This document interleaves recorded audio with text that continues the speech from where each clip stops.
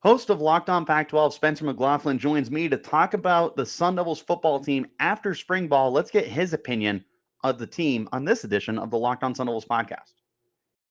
Are Locked On Sun Devils, your daily podcast on the Arizona State Sun Devils, part of the Locked On Podcast Network, your team every day.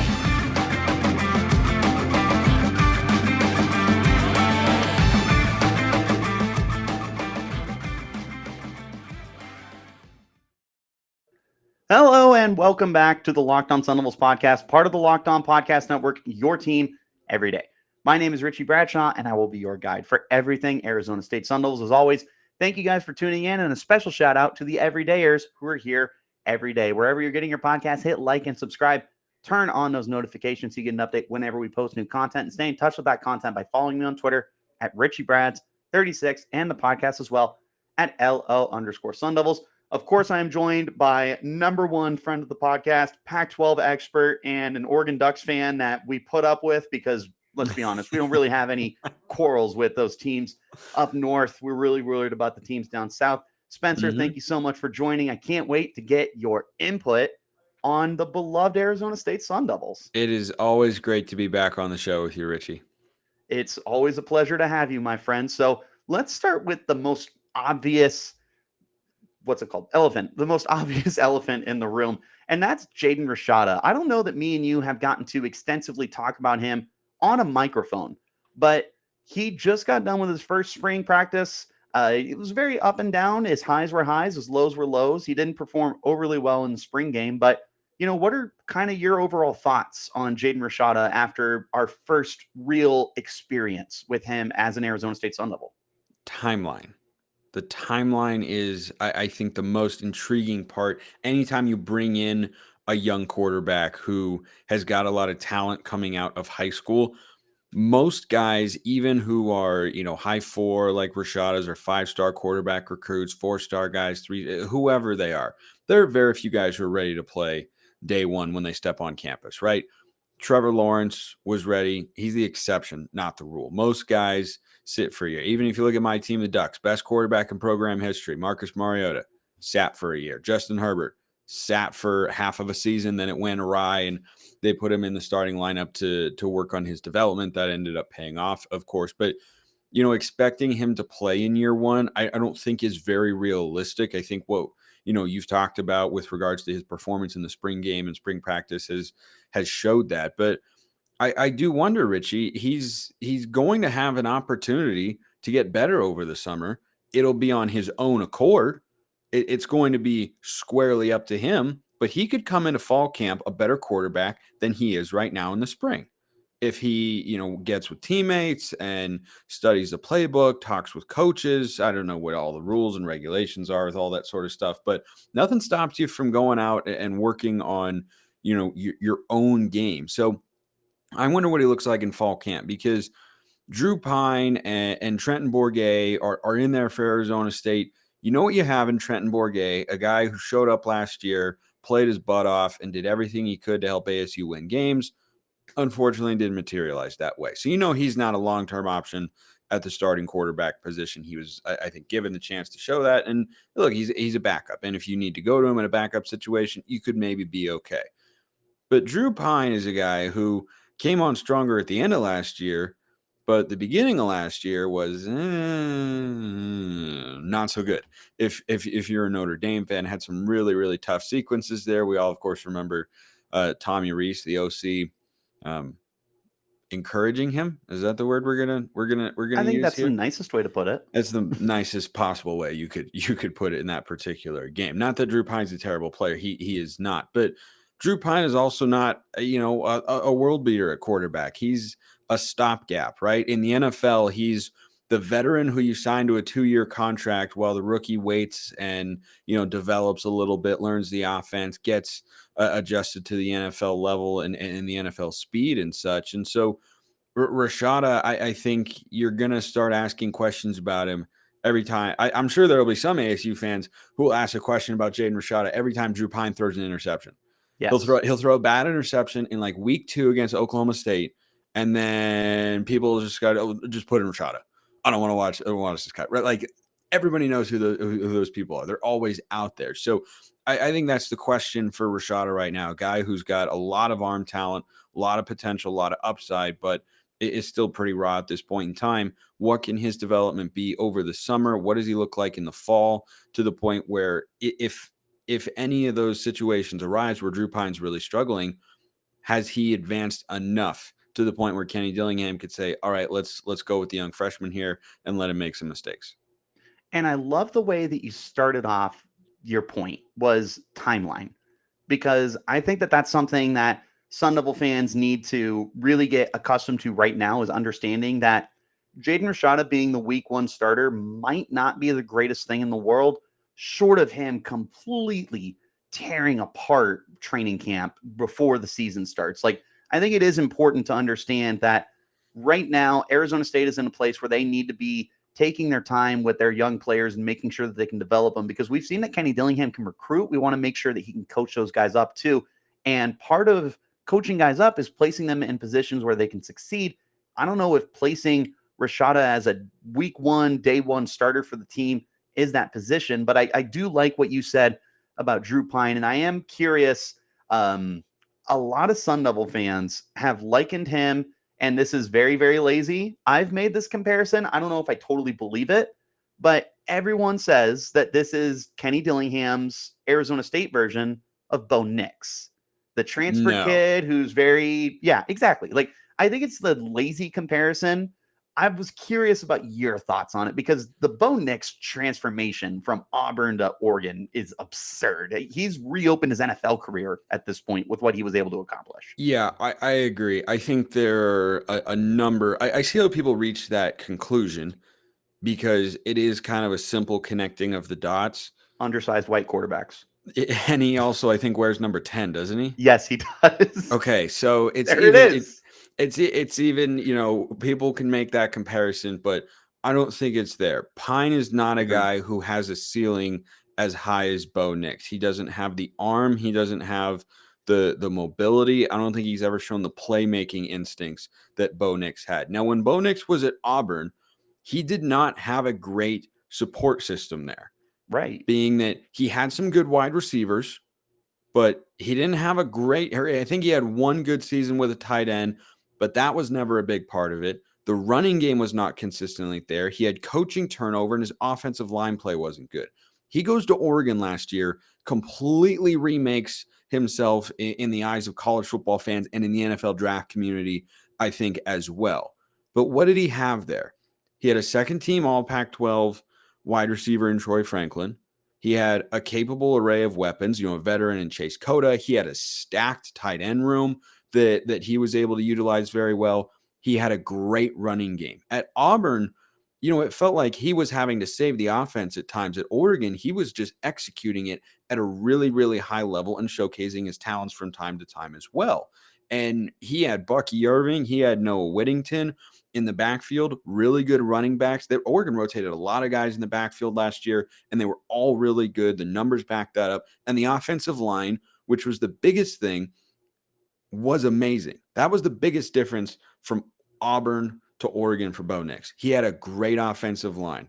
They allowed the fewest sacks in the country last year. And Bo Nix's mobility is a part of that, but their ability to run the ball and give Bo Nix clean pockets was a sizable difference from what he'd been experiencing for several years at Auburn. You compare that to Drew Pine, who does not have the physical upside or the traits that Bo Nix does, can do some nice things at the quarterback position, to be sure. This is not a bash on Drew Pine's segment. Not at all. No, but he's just a guy who has a much lower ceiling, and he's going from a Notre Dame team that won 9 games last year, got off to that horrid start, but rebounded. He had a first-round NFL talent at tight end in Michael Mayer, and the overall support system at Notre Dame a lot stronger than what he's coming into at Arizona State, right? Even in the portal, I know the portal can change things dramatically, but if you ask me right now, 2023 Arizona State or 2022 Notre Dame, I'm going to take the Fighting Irish, right? I think that's just a step down in terms of the support system.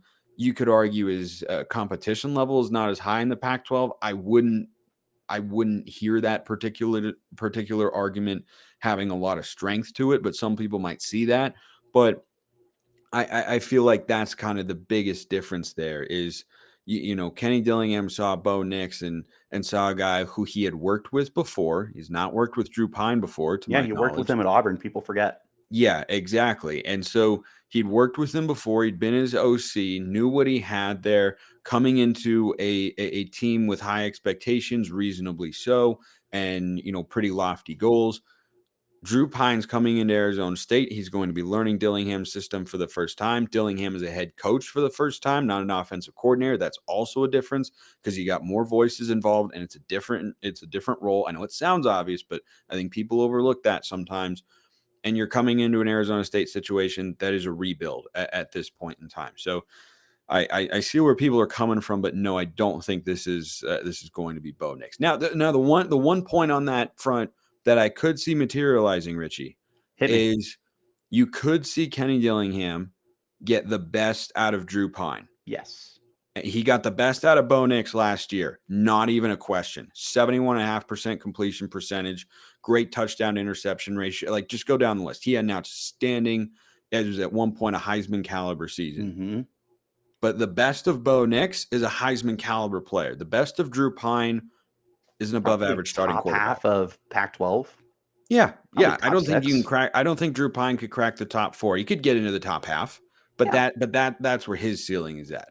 Agreed. And I think that you put that absolutely perfectly. So hopefully the people, if they ever ask me about is Drew Pine the next Bo Nix, I can refer to this podcast and be like, I need you to check out what Spencer McLaughlin said, because I think you nailed it. I do really quick, before we move on to the defensive side of the football, want to talk to you about the weapons here, because there's a lot of intrigue here. They bring back Jalen Conyers. They bring back Elijah Badger last year.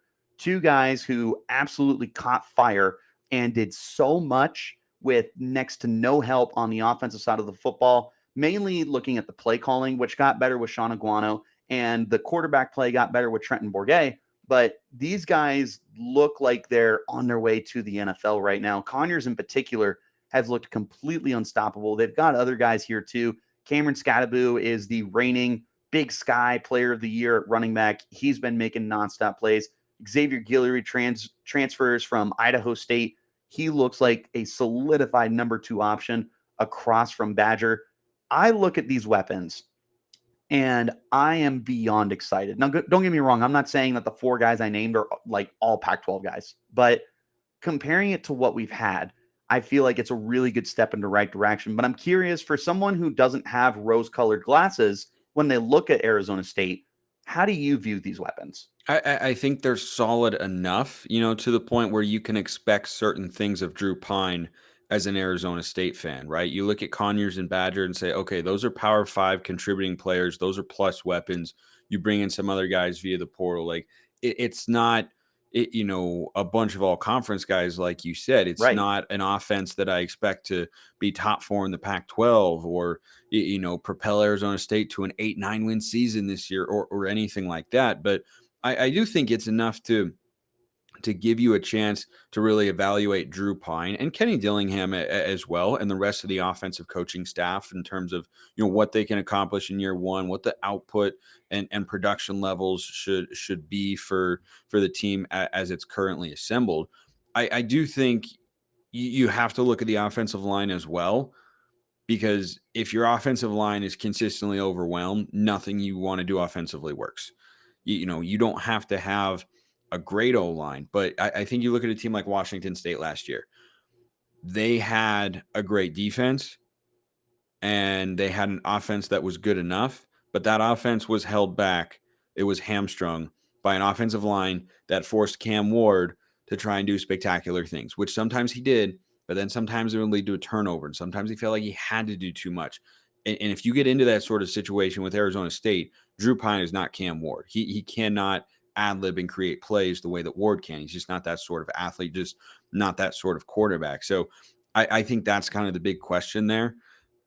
Like when Kenny Dillingham has the rebuild cooking, or if he has the rebuild really cooking in a couple of years, do you want to look across and say the weapons are better 2-3 years from now than they are going into this year? Yes. Yeah. You want to have I think more proven guys. You want to have a greater, you look at what Arizona State has had from a weapon standpoint in the last several years. Guys like Brandon Ayuk, guys like Darby on the outside, like that was a receiving core where you looked at it, you went, dang, Can't complain. that's top 5 receiving core in the Pac-12 here. So that's where you'd like to be. But right now, I think it's good enough to win more than 3 games than they did a season ago, and to have that sort of expectation, right? Expectations and goals are 2 different things.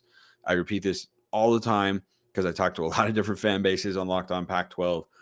Expectations are what you should be disappointed if it doesn't come to fruition. Goals are what you would like to see happen, but you need context to determine whether or not you're frustrated, disappointed, upset, coaches need to be fired or something like that, etc., as to whether or not that should have taken place. Perfectly said. If you guys are looking for a delicious snack, but you don't want all the sugar and calories, then you need the best tasting protein bar ever. Built, you got to try this. If you're like me and you want to make healthier snack choices, but don't want to compromise on taste, then I've got just the thing for you. It's Built Bars and Built Puffs. Built Bars are healthy and taste amazing. Seriously, they taste so amazing. You won't think they're good for you. You got to try this. What makes Built Bars so good? Well, for starters, they're covered in 100% real dark chocolate. That's right, real chocolate. And they come in unbelievably delicious flavors like churro, peanut butter brownie, and cookies and cream. I'm not sure how Built does it, but these bars taste like a candy bar while maintaining amazing macros. And what's even Puffs better, are the best, by the way. yes, they are. The Puffs Straight are up, like really the good. original Built Bars. I eat them all the time. They're good. Puffs are so good. You heard it from another Pac-12, I eat them all the another time. Locked On guy. I'm not the only one here. If you guys don't want to wait around for a box, though, because we've been telling you to go online and order them, you should go to your local Walmart or Sam's Club and pick yourself up a box right now. Go to Walmart, go to the pharmacy section, get yourself a 4-bar box of cookies and cream, double chocolate, or the coconut puff. And if you're closer to Sam's Club, you can run in and get a 13-bar box with our hit flavors, brownie batter, and churro. You can thank me later. Get yourself a great tasting protein bar. Get yourself a change. Get yourself a Built Bar. As always, thank you guys so much to everyone who's tuning in, making us your first listen of the day. For my everydayers, make sure you come in tomorrow as I create a scenario and an argument for each of the main quarterbacks on this team, being Jaden Rashada, Drew Pine, and Trenton Bourguet, to be the week 1 starter. Back into our conversation, we're going to flip it to the defensive side of the ball now. There's not as much excitement here as there is for the offense. There are some guys that I am very excited about. BJ Green, moving from defensive tackle to edge rusher, has looked unstoppable in camp. Ro Torrance looks like a great potential shutdown corner, and Chris Edmonds looks like a really good over-the-top safety. Outside of that, there's lots of competition here. But Spencer, I got to ask you, what's a realistic expectation when you look at what was one of the worst defenses in the Pac-12 going through so much change? What's kind of a reasonable expectation? Because I feel like we can sit here and be like, oh, well, they could get like 50 sacks because they've got like 50 sacks every practice kind of thing. But that's obviously not going to translate when they have to play teams that have an offensive line. Yeah, it's tough to set expectations when you're undergoing so much turnover for a unit that struggled so mightily a year ago. And look, we see teams undergo these massive transformations now with the transfer portal, and they bring in a bunch of guys. They can completely change the side of the ball and have these radical turnovers in a positive way, and force a lot of turnovers sometimes if your defense is getting better. But I just wonder at Arizona State, do you have enough guys in there where you feel like it can be a completely different unit? I mean, I think it's reasonable to expect at Arizona State, in 1 year, year 1 of the new staff, new system, and all that sort of stuff. I think it's reasonable to expect improvement, but I don't know if you can expect them to make, radical jumps compared to what they were a season ago. I mean, I think a reasonable goal, last year allowing 31 points a game, getting that number under 30, I think that'd be a good starting point for Arizona State's defense. But when you've got so much to overhaul, it reminds me a little bit, but in a less dramatic sense, although I don't know. I think this might be a decent comparison. It reminds me a little bit of Colorado, right? And Colorado was, of course, a worse football team in 2022.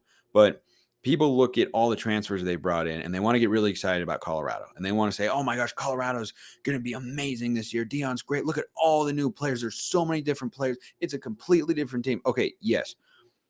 But teams that bring in a bunch of transfers, we're talking about on one side of the ball, like USC, for instance. How many transfers did they bring in that were impact players in year one on either side of the ball? You're talking about 4 or 5 max on either side in terms of starters, right? The other guys who were impact players, but USC brought in all those transfers in the 2022 class. And the guys who really made an impact, Mario Williams on offense, Caleb Williams on offense, obviously, Travis Dye at the running back position, Mekhi Blackman, the corner from Colorado. But a lot of the other guys who were playing were on the team the year Addison before. slander. I'm Unbelievable. sorry. Yeah, okay, I forgot about him too. Well, he was injured for a good portion of the This year. is true. That's my defense. But yeah, like those sorts of guys, right? It's not like they had 11 new starters on either side of the ball. They brought in, probably 4 or 5 new starters on either side of the ball that made an impact, particularly on offense and whatnot. But the cupboard was more well stocked at USC. Like they were missing coaching caliber.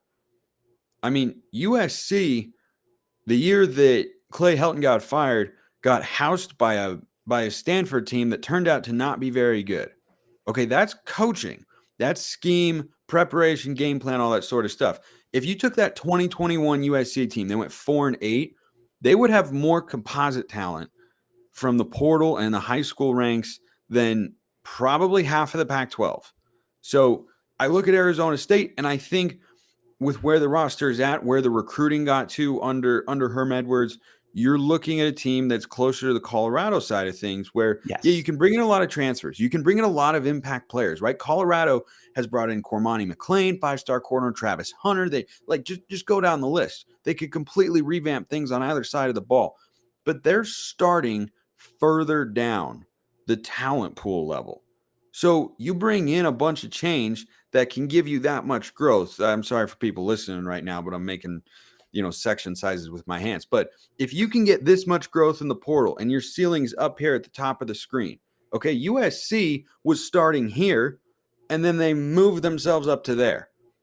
Arizona State defensively, you're starting further down here. So you want to go up to here, right? That's kind of the jump that you want to make. You want to go from a 2 to a 5. You're not going from a 7 trying to go to a 9, which is kind of what USC was doing, I think, roster-wise. So I hope that made sense to everybody because I was just thinking of that on the fly. But as you think about what the expectations are, you have to consider in year one what program you are and what reasonable expectations, should be in terms of, yes, you can add a lot of players, but if you need more than just maybe one off season. I think 2 is the time now. I used to say 3, but I think for a side of the ball to be, moving in the right direction and not considering a coordinator change, you get 2 years, right? I feel this way for Oregon right now.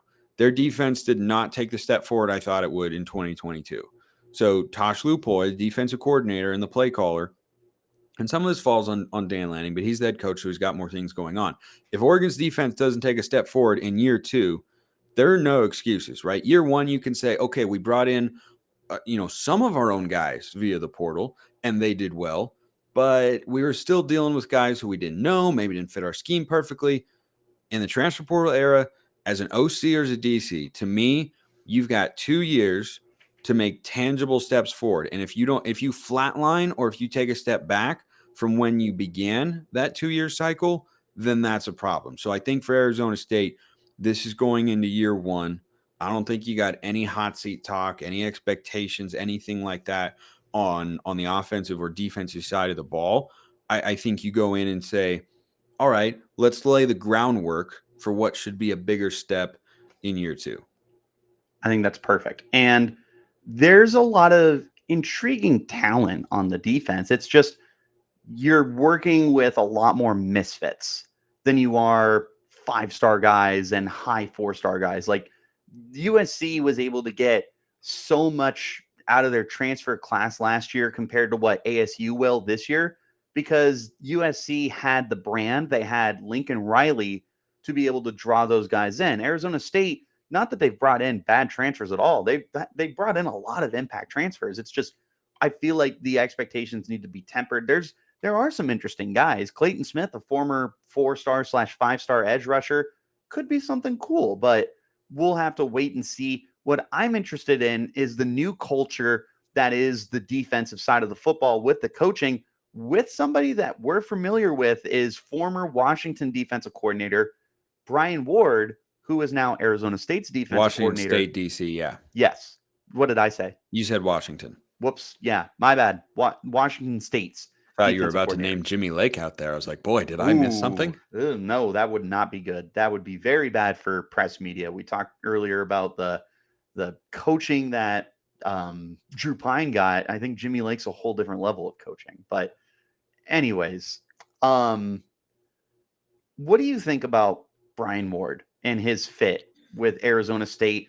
Do you think that this is going to be something that we can look forward to, like a pretty quicker transition in terms of like philosophy maybe, or just overall thoughts on Brian Ward, who we've seen have some success? Yeah, I think schematically he brings a lot to the table. He learned under a coach at Jake Dickert, who I think we can establish is one of the best defensive minds in the conference. I think that's fair. I won't go as far as to say the country at this point in time, but that dude builds kick-ass defenses up there in Pullman, Washington.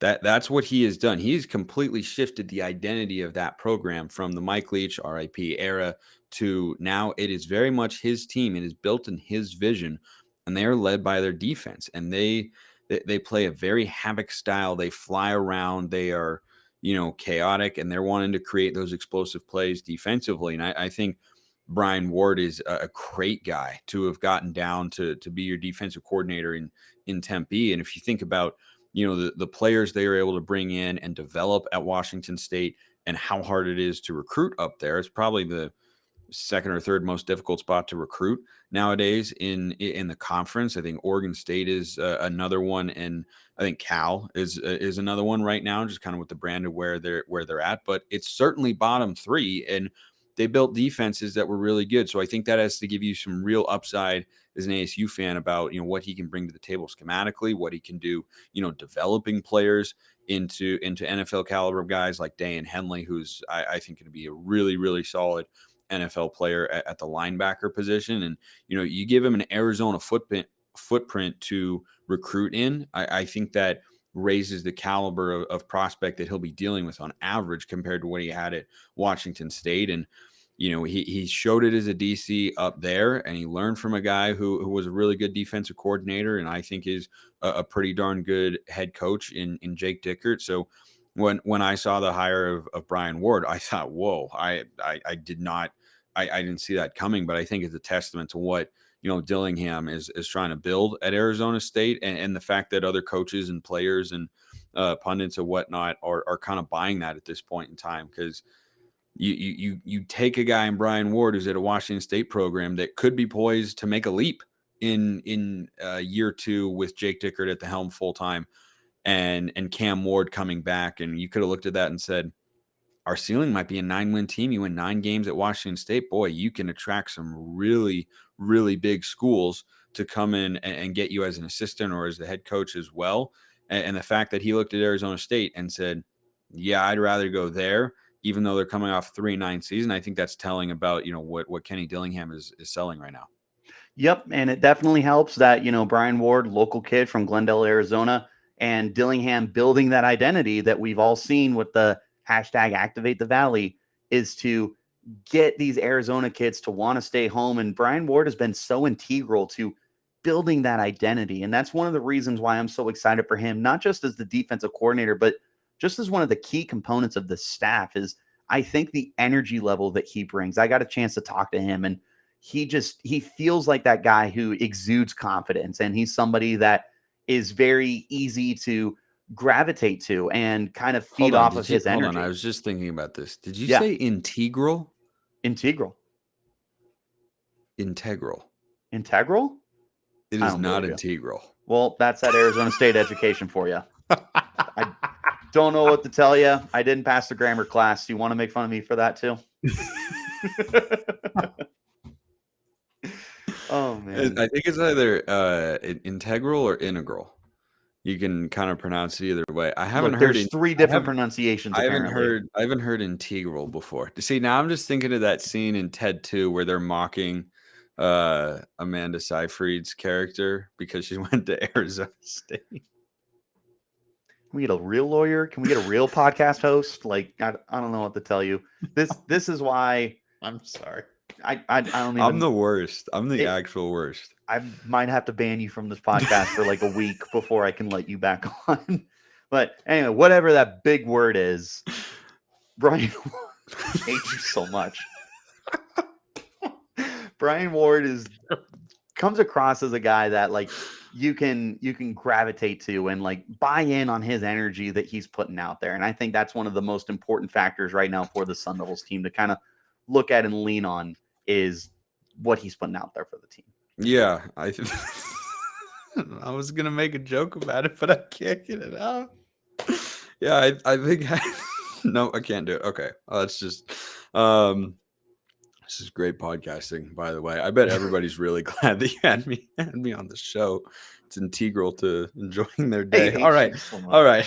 So but in all seriousness, no, I like the Ward addition, and I just think for all the reasons I outlined, I think that's the right hire. I think it's, kind of punching above your weight in terms of, a first-time head coach, a 3-9 football team.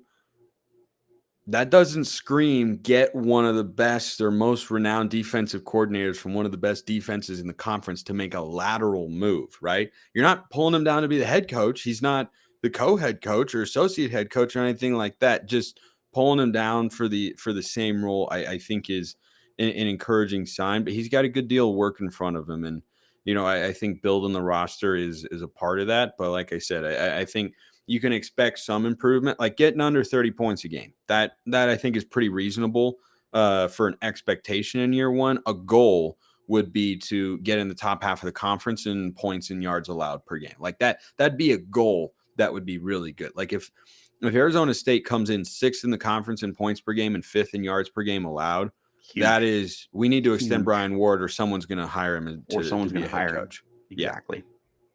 One more time, thank you guys for tuning in, even though Spencer does nothing but belittle me and make fun of me. For tomorrow's episode, I'll be making an argument for Trenton Bourguet, Drew Pine, and Jaden Rashada to be the starting quarterback come week 1. So make sure that you're tuned in and become one of my everydayers. Closing out, let's talk a little bit of Kenny Dillingham specifically. You're somebody that I've had on before to talk about Kenny Dillingham because he was the offensive coordinator at Oregon, and you helped get me familiar with him when the whole process started up for Arizona State looking for a new head coach. And now he's here. He's had his first spring, and he said he wanted to activate the Valley. He said he wanted to get this ball back rolling, and he calls Arizona State the sleeping giant. And we have our first spring practices, and it feels like this is not a 32-year-old head coach that is so interested in being everybody's friends. The way that he's been coaching this team, he is out there with a job and a passion and a goal in mind. And he's not interested in being on the cover of magazines and thumbnails for podcasts and stuff like that. He's more interested in delivering the product.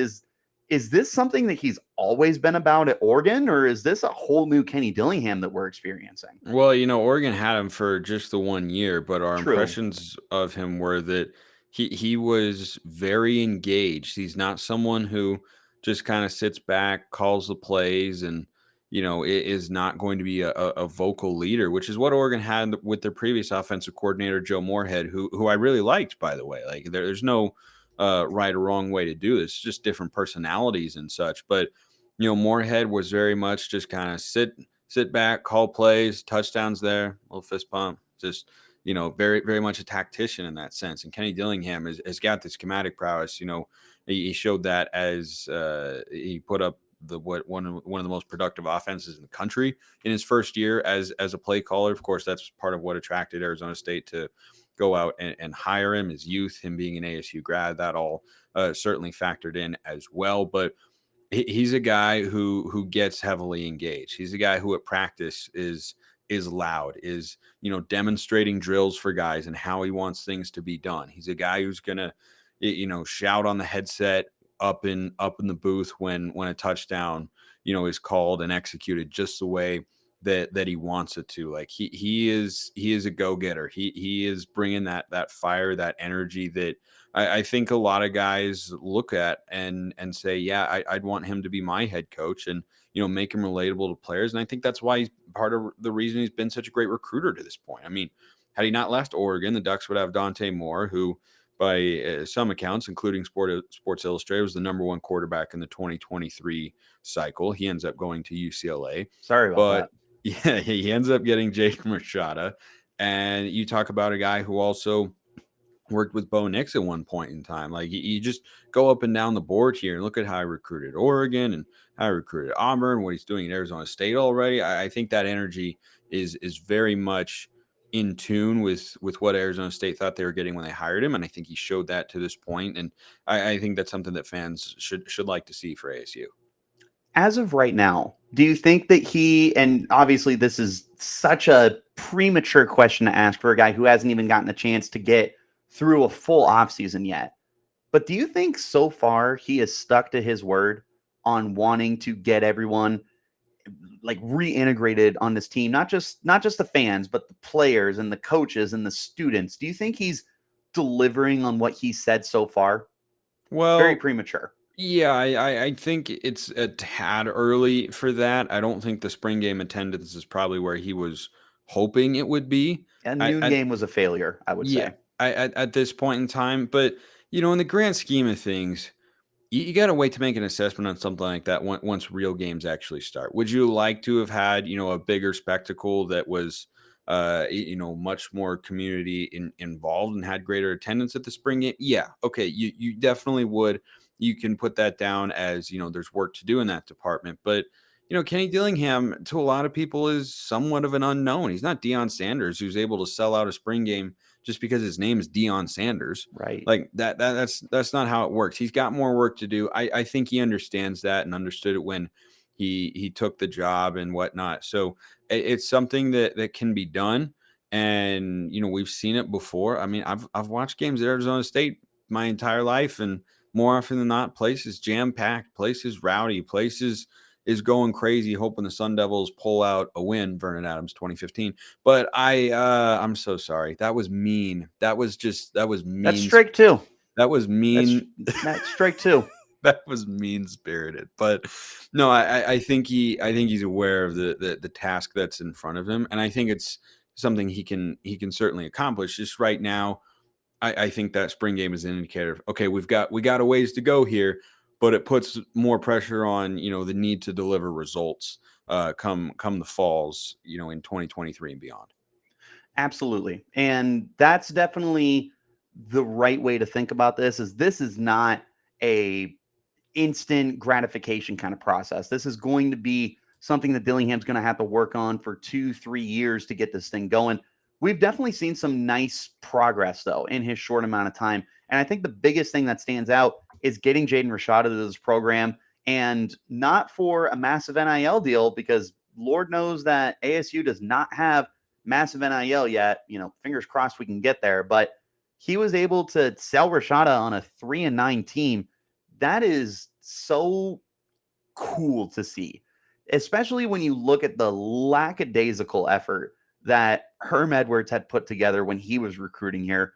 And to see the turnaround so quickly with Dillingham has been nothing short of encouraging. Yeah, no, I'm completely with you there. I mean, Jaden Rashada is not even sniffing anywhere around Arizona State before Kenny Dillingham got there, right? And It's about making things a priority. What do you want to accomplish? How are you going to accomplish that? Having a plan of action, understanding what's required to do that. I think Dillingham's experience at Oregon showed him, if you're going to go after high-level recruits, this is what you got to do. This is what you have to be prepared with. This is what you got to, say in terms of the messaging and whatnot. He's clearly got a feel for that because we've just seen it time and time again with him. So, the spring game can be something you look at and say, that's a little disappointing, but I think all the other indicators for Arizona State hiring Kenny Dillingham here, I think it's trending in the right direction. Absolutely. Well, Spencer, we've been talking a long time. I have no complaints. I could probably keep going, but probably got to wrap this bad boy up. Last question for you. Again, we will absolutely revisit this as the season gets closer. I have said I think this is a 4-win team based off of the movement that we've seen since Dillingham got here, based off of the difficult schedule they have, but an 8-game home schedule. If I set the over-under at, let's go a flat 4 wins. You taking that over or under? Having Fresno State in there is not easy. Nope. Here's what I wonder. Hit me. Can you win 2 of Oklahoma State, Fresno State, and USC? Can you win 2? Oklahoma State, by the way, not in a great spot right now. No, they lost Spencer Sanders. And yeah, they seem to be in the trending down department. That would be a pretty massive win. It would be. And if you're able to win that game, I think you could start 3-0 against Fresno State that no longer has Jake Haener. But I think I like your prediction of 4. But if I had to take an over-under, I think I would take an over. I think I would take an over. Southern Utah is a win. You can win that game against Arizona at home for sure. I think you can get 1 of Oklahoma State and Fresno State. And then do I think you're going to lose it? And you got Colorado and Cal in there. That's I would lean over, but I'd rather place over 3.5 than over 4.